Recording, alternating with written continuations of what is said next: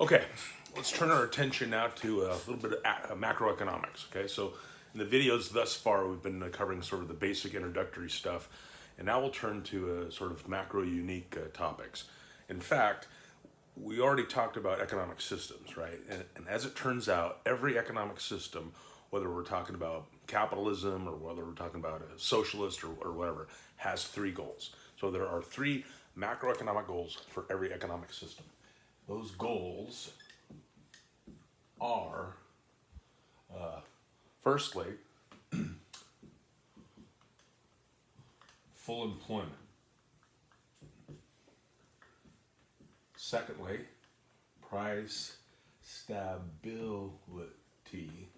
And number three, economic growth. Okay? Those are the, that's horrible handwriting. Hopefully you can read that okay. Full employment, what does that mean? Well, we'll talk about that, but that is measured in terms of the unemployment rate. So our unemployment rate is how we measure that goal. Price stability, that is measured in terms of the inflation rate.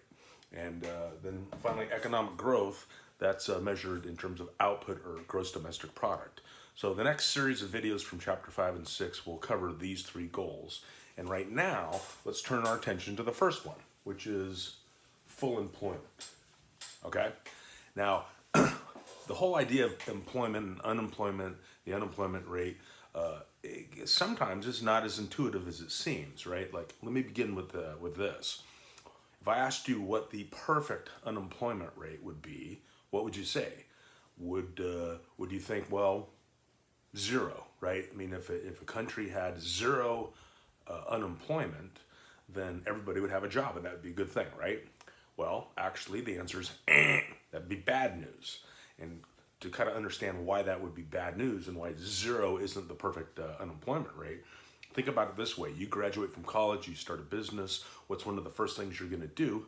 Hire employees. Well, if the unemployment rate is zero and everybody's employed, where are you going to get your workers from, right? You're going to have to poach them from your competitors, and in the long run, that would tend to be inflationary. So I'll come back to the definition of full employment, but let's talk about how we measure unemployment, okay? Now, I'm going to lead with the punchlines of the joke. So the calculation for unemployment is actually pretty simple. So your unemployment rate is simply the number of unemployed over your labor force times 100. That's it. So you're going to look at that and go, oh, gee, Mr. Dixon, that's not so bad. But it's not as easy as that. I mean, that is the equation, and calculating really is that easy. But what's not easy is understanding who's included in this labor force and who's included in the unemployment number. So let's take a look at that. So I'll come back to this equation, but that's kind of where we're headed, okay? And I will tell you that the numbers I'm going to use are real numbers. So I'm making this video in basically September of 2021, and these are the actual numbers, okay? And we start with the U.S. population. So U.S. population. And it turns out that there are about 331 million people in the U.S., right? That's a lot of people, and that includes everybody, right? Men, women, old people, young people, children, everybody. 331 million people, right? Now, the first thing we have to do to understand who's in the labor force is we have to subtract out those people that really are not in a position to work, okay? So what we're going to subtract out of the U.S. population, if you think about it, who can't work? Well, kids, right? We have child labor laws, and so the first is under 16. They're taken out of that number. The next are institutionalized. Institutional. Who's that? Well, that's, it could be somebody that's incarcerated, is in jail. They're not able to work. Somebody that's in a mental institution or, a couple of different examples. But if you're institutionalized, you're not available to work. And then lastly,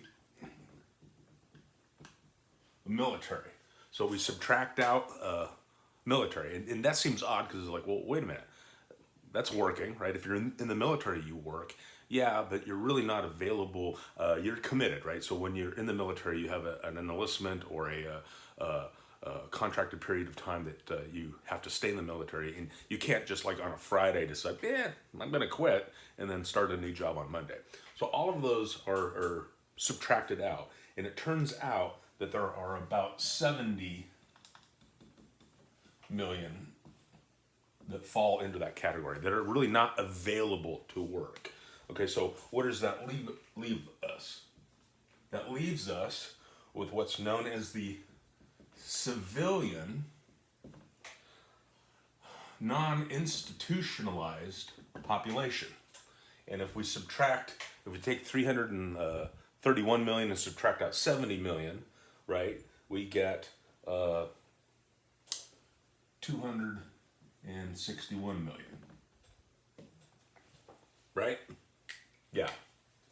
Okay. So, is that a labor force? No.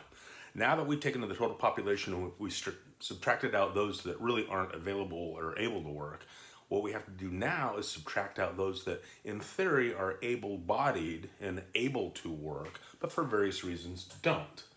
And so, what we're going to do now is subtract out various categories of people. Okay, so these are people that are not in the labor force, even though they may be able-bodied and able to work. One of the big ones are retirees.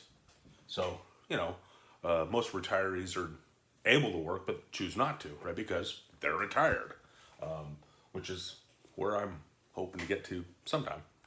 Although I do love this, so I'll probably never give this up. Other people, and I'm not going to write all of this down on the board, but other people that fall into this category if you work at home. So if you're a homemaker, in my house we called it the Hausfrau.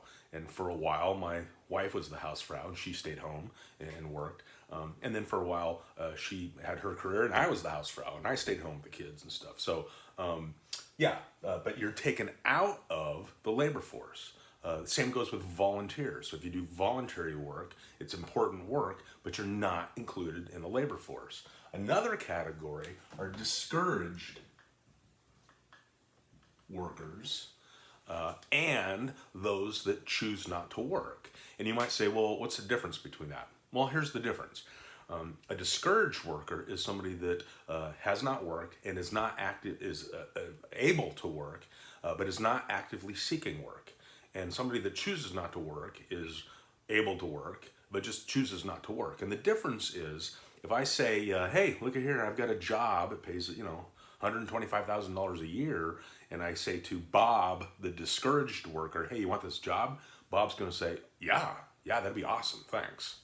Okay, well, what about Timmy over here? The chooses not to work. Hey, I've got a job. What's Timmy say? No, thank you. Don't want it. I don't want to work. All right, so if you think about that, though, Bob, back to the discouraged worker, well, wait a minute. He's not included in the unemployment rate, but he's not working, and he'll take the job if offered. So you've probably already figured out that skews the official unemployment rate. All right. Now, what we do is we subtract out this whole category of people that I just talked about is about 100 million people, which is pretty amazing, right? So that's about a third of the U.S. population is able to work but doesn't work for various reasons. And so once you subtract that out, you get the labor force. And I know what I'm going to use for the labor force is 162 million. And I know that that's actually 161 on the board, but I'm going to go about 162. There's some rounding errors in there, but anyway, so we'll just say our labor force. So think about it. The labor force is the total population, subtracting out people that really can't work, and then subtracting out people that are available and could work, but for various reasons choose not to work, and there's your labor force. And then, of course, the labor force is made up of two components, right? Those that are employed and those that are unemployed. And right now in the U.S., there are about 153 million people out of that labor force who are employed, and there are about 9 million who are unemployed. There you go. Once you have these three values, right, the labor force, the employed, and the unemployed, so long as you have two of those values, you can figure out the third. So if I gave you there are 153 million people and 9 million, or that are employed and 9 million unemployed, and asked you what the labor force was, you just add them together. If I gave you the labor force and said there's 153 million employed and asked you to figure out the number of unemployed, right, you just subtract it out. And then we'll go back to that equation that I put on the board at first. So the unemployment rate is simply the number of unemployed, so in this case 9 million, divided by the labor force, which is 162 million, times 100. And if you calculate that out, it comes to about 5.5%. And that, in fact, is about what the official unemployment rate is. Okay? So I'm going to stop this video and come back and show you something kind of cool. All right?